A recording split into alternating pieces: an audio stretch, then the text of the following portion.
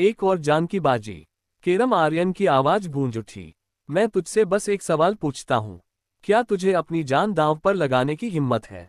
उसकी आंखें गुस्से से भरी हुई थी जब वो केरम की तीखी आत्मग्ध मुस्कान को घूर रहा था। उसके भीतर की ज्वाला जैसे फटने को तैयार थी। सभी हॉल अध्यक्षों में केरम सबसे अहंकारी और नीच था। जहां मौका मिलता वहां आर्यन को नीचा दिखाने की हरचंद कोशिश करता। दिखावा पसंद है ना तुझे? तो अब देख कैसे तेरे सामने तेरी ही अकड़ को चूर करता हूं। आर्यन ने तीसरी बार दोहराया, क्या तुझे अपनी जान की बाजी लगाने की हिम्मत है? इस बार केरम के चेहरे की रंगत बदल गई। उसकी आंखों में एक पल को डर झलक गया। वो पल भर को पीछे हटा। उसे याद आ गया कि कैसे आर्यन ने पल भर में हरिधर का अंत कर दिया था। वो जानता था जान की बाजी लगाना बेवकूफी होगी, कम से कम पिल रिफाइनिंग के इस मुकाबले में तो नहीं। मगर उसके चेहरे पर झिझक के साथ एक जहरीली मुस्कान उभरी। मैं तुझसे अपनी जान की बाजी क्यों लगाऊं? केवल 2 मिनट बचे हैं। इसमें जान की बात कहां से आ गई? तू तो हारने ही वाला है। हाँ, समय धीरे धीरे सरक रहा था। आखिरी 3 मिनटों में 1 और मिनट बीत चुका था। अब बस 2 ही मिनट बचे थे। आर्यन ने व्यंग्य से कहा, मेरे हाथ टूट चुके हैं। 2 मिनट बाकी हैं। फिर भी तुझे मुझसे जान की बाजी लगाने में डर लग रहा है। केरम, तू सच में एक डरपोक है। पता नहीं, एक चूहे जैसी कायरता लेकर तू ग्रफिन हॉल का अध्यक्ष कैसे बना? और तू प्रधानाचार्य बनने का सपना देखता है? क्या मजाक है? आर्यन शांत था। वह जल्दबाजी में नहीं था। वो जैसे किसी घड़ी की प्रतीक्षा कर रहा था। उसके हाथों में भयानक दर्द था, पर शायद वह किसी भीतरी ऊर्जा को समेट रहा था। केरम का चेहरा तमतमाया हुआ था। वो चिल्लाया, लड़के, मैं हरिधर नहीं हूं। मुझे गुस्सा दिलाकर बहकाना मत चाह। आर्यन हंसा, हाँ, तू तो हरिधर जितना भी नहीं। कम से कम उसने मुझसे बाजी लगाने की हिम्मत तो दिखाई थी, और तू एक साजिशी काय पीठ पीछे वार करने वाला। ऐसी सोच लेकर तू प्रधानाचार्य बनना चाहता है? पहले जाकर खुद को आईने में देख, घमंडी कहीं। केरम चीखा। उसकी आंखों में आग धक रही थी। एक मामूली लड़का जो दक्षिणी क्षेत्र से आया है। तू समझता क्या है खुद को? सिर्फ इसलिए कि तू सिंह परिवार का हिस्सा है। सिंह परिवार अब सिंह वंश नहीं रहा। वो अब बस एक मिट्टी में मिला हुआ नाम है।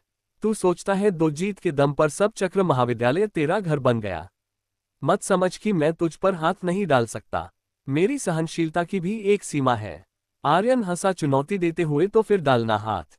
हिम्मत है तो अभी छू मुझे। मैं यहीं खड़ा हूं। छू के देखा। बहुत से ज्यादा आत्मविश्वास में था। केरम ने गहरी सांस ली। अगर मैं तुझे छूता हूं तो तू कहेगा कि प्रतियोगिता रद्द कर दी जाए। तेरा यही बहाना होगा, है ना? अपने सपनों में मत जी। तेरे पास अब बस 1 मिनट है। देखते हैं अब तू कैसे वह 3 दिव्य अंक हासिल करेगा। हाँ, अब सिर्फ 1 मिनट शेष था। 1 मिनट में कोई भी पिल तैयार करना असंभव था। सभी की निगाहें आर्यन पर थी। उनमें से ज्यादातर को लगा आर्यन हार मान चुका है। यहां तक कि एस्पिरा और दूसरे साथी भी यही सोचने लगे थे। गौरान की आवाज चिंतित थी। भाई, कोई मूर्खता मत करना। केवल वही था जो जानता था कि आर्यन उस तरह का नहीं है जो हार मान ले। अगर वह संतुष्ट नहीं होता तो आखिरी दम तक लड़ेगा। आर्यन की आंखों में बिजली सी कौंधी। वो बोला, हंसी आ रही है तुझे? मेरी हार देखने का शौक है तुझे? तो फिर अब अपनी आंखें खोलकर देख क्या होता है जब मैं अपनी पूरी ताक लगाता हूं। उसने अपनी दोनों आंखें बंद की, फिर ध्यान अपनी भूख के बीच केंद्रित कर लिया। अगले ही पल एक तेज कंपन हुआ, जैसे धरती खुद कांप गई हो। आर्यन के शरीर से एक धमाके की तरह शक्तियां फूट पड़ी। उसने अपना बायां हाथ उठाया और तभी नहाए। एक तेज आवाज के साथ उसकी हथेली पर नील ड्रैगन फनेस प्रकट हुआ। उसके भीतर से अमर ऊर्जा फूटने लगी और आग की लपटें सुलग उठी, नीली गर्म जीवित। आर्यन की सांसें लड़खड़ा गई। उसका सीना भारी होने लगा।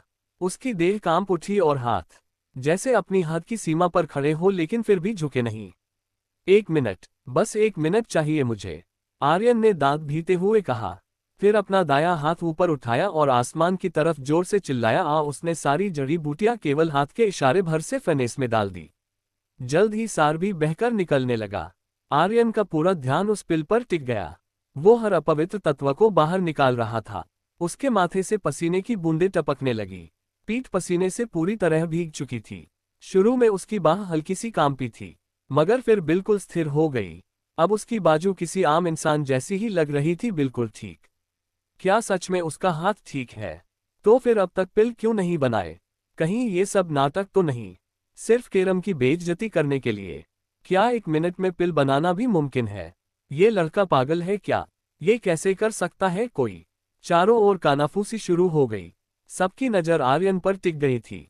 कैरिम का चेहरा सख्त हो गया। उसने मन में सोचा, इस लड़के को लगता है वो मुझे बेवकूफ बना सकता है।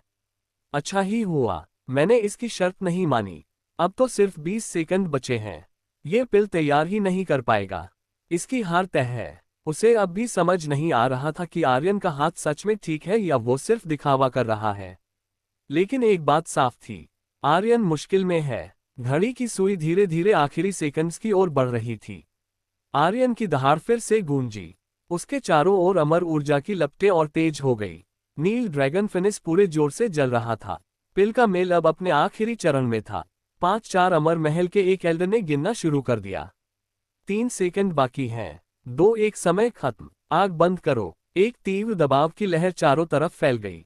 आर्यन का शरीर अचानक झटका खा गया और आग भगकर बुझ गई।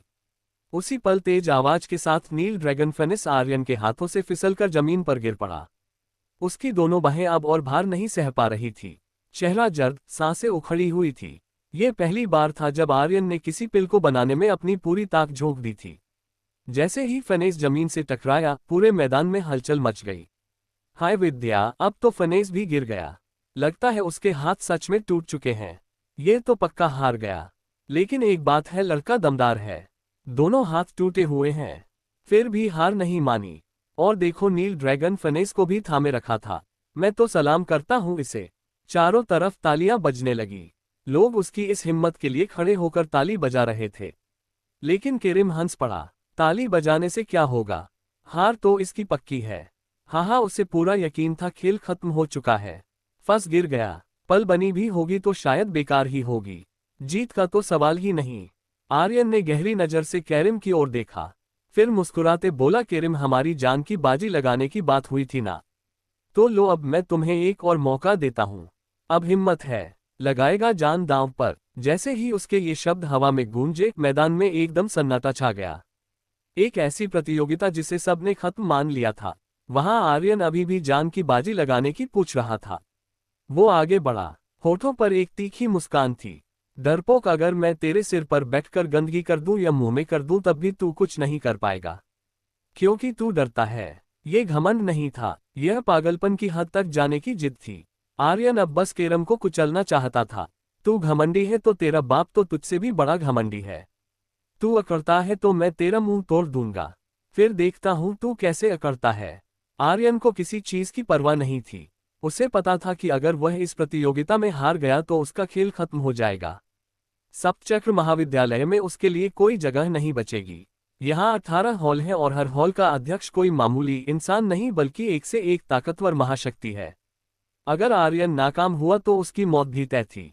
अब पीछे हटना कोई विकल्प नहीं था, और जब पीछे हटना ही नहीं तो घमंड क्यों छोड़ना, चाहे सामने कोई भी हो, यहाँ तक कि ग्रीफिन हॉल का अध्यक्ष जिसे लोग सबसे ताकतवर मानते हैं। आर्यन की आंखों में जरा सा भी डर नहीं था। उसने मंच पर बैठे केरम को घूरते हुए बोला, तू तो बस एक डरपोक मुर्गा है। ये सुनते ही केरम की मुट्ठियां कस गई। उसका पूरा चेहरा गुस्से से लाल हो गया। उसके अंदर से जैसे आग निकलने लगी हो। एक छात्र ने उसे सबके सामने नीचा दिखा दिया था। यह उसके लिए पहली बार था। तभी उसके बगल में बैठा तलवेश उठ खड़ा हुआ। उसकी आंखें जल रही थी जैसे उनमें आग भरी हो। आर्यन, जान की बाजी लगानी है ना? वो गर्जा, तो मैं लगाता हूँ। अगले ही पल उसने अपनी तलवार निकाली और उस पर चढ़कर सीधे मंच पर आ गया। उसने आर्यन को घूरते हुए कहा, मैं तुझे सबके सामने मार डालूंगा। फिर उसकी निगाहें औजा पर पड़ी। वो बोला, अच्छे से देखना औजा, आज तेरा ये आशिक कैसे माटी में मिल जाता है। 1 महीने में तलवेश की शक्तियां बहुत बढ़ गई थी। वो इस बार हार मानने नहीं आया था। ओज का चेहरा बुझ गया। गौरांग और बाकी साथी भी परेशान हो गए। वो मंच के नीचे आ चुके थे और अपनी शक्तियां तैयार कर रहे थे। सबको लग रहा था कि आर्यन अब हार ही जाएगा। उसका फनेस जमीन पर गिर चुका था, तो पिल बनने का तो कोई सवाल ही नहीं था। मेघना भी बेचैन हो गई थी। नीचे खड़ा जगगा गुर्राया, जैसे ही मास्टर हारे हम सब भगदड़ मचा देंगे। ठीक है, उसके साथियों ने भी हामी भरी, लेकिन उनके चेहरों पर भी डर था। आर्यन की नजर अब तलवेश पर थी, जिसका चेहरा गुस्से से तना हुआ था। आर्यन ने हल्के से मुस्कुराकर कहा, तलवेश, तू सच में जान की बाजी लगाना चाहता है? ठीक है, मैं तुझे एक मौका देता हूं। दफा हो जा यहाँ से, क्योंकि मुझे तेरे बाप का घमंड तोड़ना है। किसी तुच्छ की औकात नहीं जो मैं उस पर हाथ उठाऊं। गुस्ताख। तलवेश की आंखें जल उठी। तुझे जान की बाजी लगानी थी ना, अब क्यों डर लग रहा है? आर्यन ने फिर कहा, अच्छे से सोच ले, मैं तुझे सच में मार डालूंगा। तलवेश हंसा, तू जीतेगा ही नहीं, तेरा फनेज गिर गया, अब देखता हूं तू पिल बनाता कैसे है। सिर्फ तलवेश ही नहीं, सब यही सोच रहे थे कि अब आर्यन की हार पक्की है। कोई नहीं मान रहा था कि अब पिल बन सकती है। यहां तक कि अमर महल के एल्ड भी यही मान रहे थे। पर तभी आर्यन के होठों पर हल्की सी मुस्कान आई।